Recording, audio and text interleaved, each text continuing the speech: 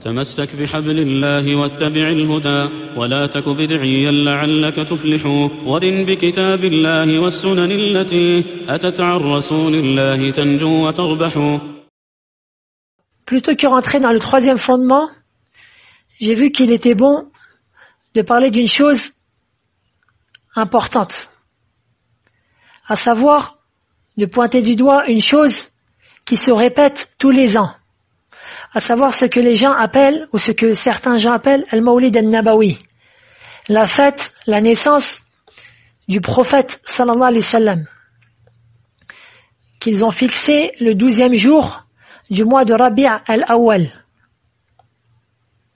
Or, celui qui cherche d'où vient la source de cela, il se rend compte que le prophète sallallahu alayhi wa sallam ne l'a ni ordonné ni accompli. De même, aucun compagnon radiyallahu anhum ont accompli cela, ni les 4 califes bien guidés, Abu Bakr, Omar, Othman et Ali, radiyallahu anhum, ni les 6 autres qui font partie des 10 qui ont été promis de rentrer au paradis, ni aucun des compagnons ont accompli cela, ni aucun des tabi'in, des successeurs, ni aucun des imams dans le fiqh ou dans le hadith. L'imam dans le fiqh que vous connaissez tous, Abu Hanifa, Malik, Shafi'i, Ahmad, rahimahumullah. Ceci est une chose qui n'existait même pas dans les 3 premiers siècles de l'islam. Les siècles auxquels a rapporté le Bukhari et Muslim d'après Imran ibn al-Hussein radiyallahu anhu, que le prophète sallallahu alayhi wa sallam a dit Khayrun nasi qarni thumma alladhina yalunahum thumma alladhina yalunahum. Les meilleurs des gens sont ceux de mon siècle, puis ceux qui viennent après eux, puis ceux qui viennent après eux. Ainsi, sachant qu'aucun pieux prédécesseur n'a fêté cela, ce qu'ils appellent Al-Mawlid al-Nabawi, ceci est une preuve suffisante pour dire que ceci n'est pas légiféré. Car à la base, prendre un jour qui se répète tous les ans pour fête est prohibé en islam. Ceci est interdit en islam. Al-Aslu al-Hadar. Si ce n'est l'exception, si ce n'est par une preuve du Coran ou de la Sunna qui prouve que ce jour-là, on peut bel et bien le prendre pour fête.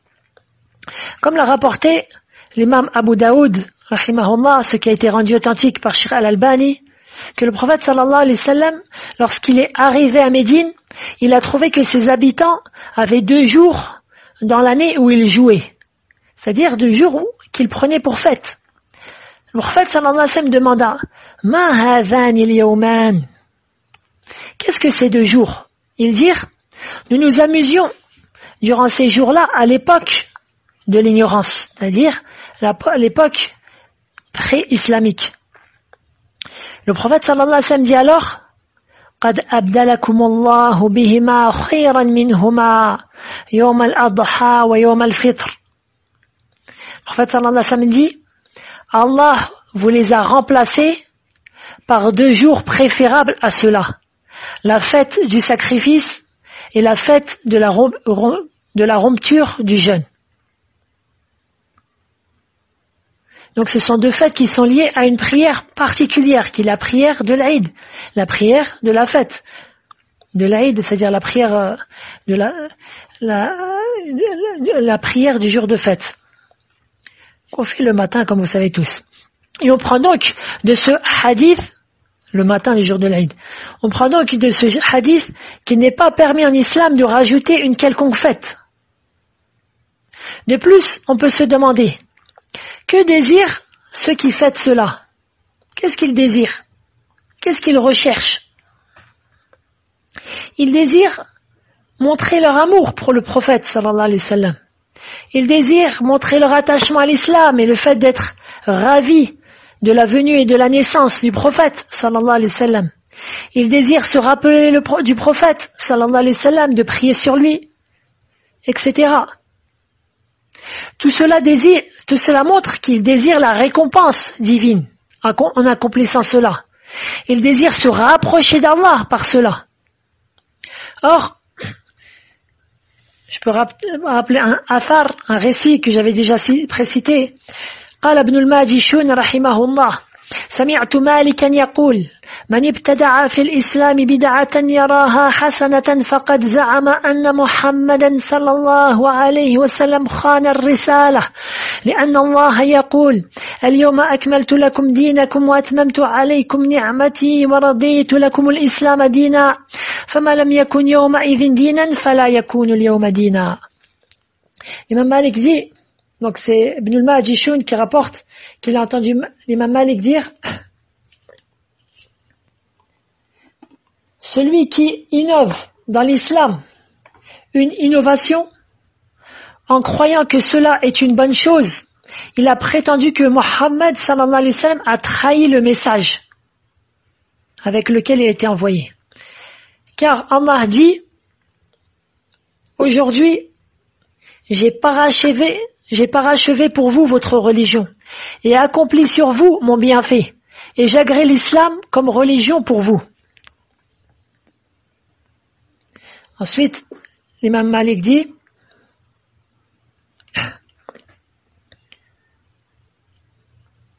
ce qui n'était pas ce jour-là, et le jour-là, comme j'avais dit, cité, c'est le 9e jour de Dhul Hijjah à Arafat, la 10e année de l'Hégire.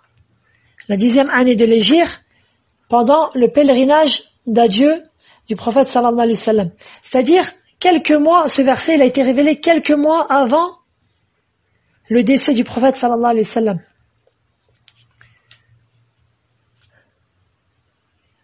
Donc, l'imam Malik dit, ce qui n'était pas ce jour-là de la religion n'est pas aujourd'hui de la religion. Et beaucoup connaissent cette parole de l'imam Malik rahimahullah, mais peu la comprennent correctement. Qu'est-ce que l'imam Malik nous fait comprendre? Celui qui innove dans l'islam une innovation, en croyant que cela est une bonne chose, alors nous lui demandons: cette chose-là, dont tu prétends que cela rapproche d'Allah, est-ce que c'est une chose que le prophète sallallahu alayhi wa sallam était au courant, qu'il savait, qu'il connaissait ou non? On lui pose cette question-là. Or, il ne peut pas dire que le prophète sallallahu alayhi wa sallam ignorait cette chose-là. Car le fait de dire que le prophète sallallahu alayhi wa sallam ignorait une chose du domaine religieux, ceci est une apostasie, qu'Allah nous en préserve. Donc lui, il va répondre, il va dire oui, le prophète sallallahu alayhi wa sallam la connaissait. Donc maintenant, la deuxième étape. Tu lui demandes alors, où est la preuve que le prophète sallallahu alayhi wa sallam nous l'a enseigné à sa communauté? Or, il pourra chercher jusqu'au jour dernier, il ne trouvera pas de preuve. Ainsi, cette personne-là avance que Mohammed sallallahu alayhi wa sallam a su une chose qui rapproche d'Allah Ta'ala, mais qu'il a caché à sa communauté. Selon la prétention de cet individu, de l'innovateur. Et donc il prétend que le prophète sallallahu alayhi wa sallam a trahi le message divin. Car Allah Ta'ala lui a ordonné de transmettre complètement le message. Allah Ta'ala dit: Ya ayyuhar rasulu balligh ma unzila ilayka min rabbik wa in lam taf'al fama ballaghta risalatahu wallahu ya'simuka minan nas. Ô messager, transmets ce qui t'a été descendu de la part de ton Seigneur. Si tu ne le faisais pas, alors tu n'aurais pas communiqué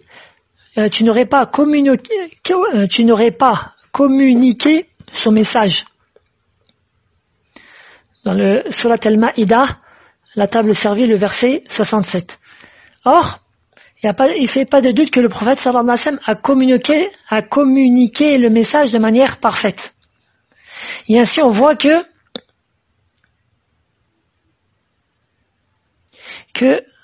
le fait d'innover, une innovation, on peut le dire, ceci est une bid'a hasana, c'est-à-dire c'est une bonne chose, c'est une bonne innovation, c'est une parole qui est très très grave.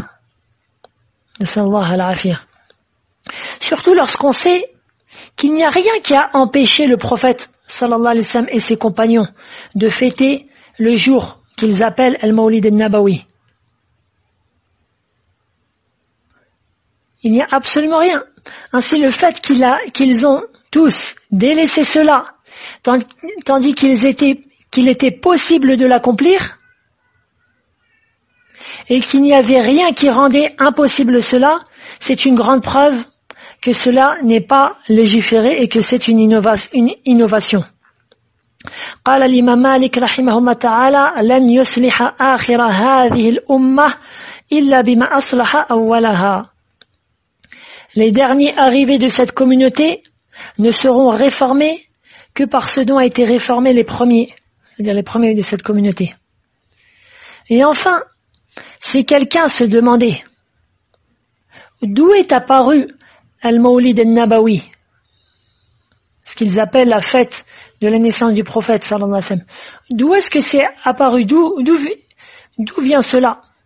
La réponse, ceci vient de la dawla qui s'appelle Al-Fatimiyya. La dawla, c'est-à-dire ceux qui ont pris le pouvoir à une période de l'année, qu'ils étaient Al-Fatimiyya, au 5e siècle de l'Hégire. Et qui était, c'est-à-dire un empire de Zanadiqa. Là, c'est-à-dire la tête de ces empires-là, c'était des Zanadiqa, des hérétiques, qui ont causé le décès et la famine de milliers de musulmans. Et certains de leurs têtes sont arrivés à un point où ils maudissaient carrément Aïcha radiyallahu anha et son mari, c'est-à-dire et le prophète sallallahu alayhi wa sallam. Et ils ont choisi le 12e jour de Rabi' al-Awwal, alors que, entre parenthèses, il n'y a aucune preuve authentique que le prophète sallallahu alayhi wa sallam est né durant cette date-là. Mais ils ont choisi cette date-là, pourquoi? Car la preuve authentique, et ce qui fait le consensus des savants, est qu'il est décédé, sallallahu alayhi wa sallam, justement ce jour-là, le 12e de Rabi' al-Awwal. Ils ont donc choisi ce jour-là par haine pour le prophète, sallallahu alayhi wa sallam, et afin de se moquer des musulmans. Puis après cela, malheureusement, beaucoup de musulmans les ont suivis dans cette erreur-là. Wallahu al-musta'an. Wallahu al-musta'an. Subhanaka Allahumma bihamdik. Ashhadu an la ilaha illa ant. Astaghfiruka wa atubu ilaik. Wallahu a'la wa a'lam. Sallallahu alayhi wa sallam ala nabina Muhammadin wa ala alihi wa sahbihi wa man ihtada bihudah.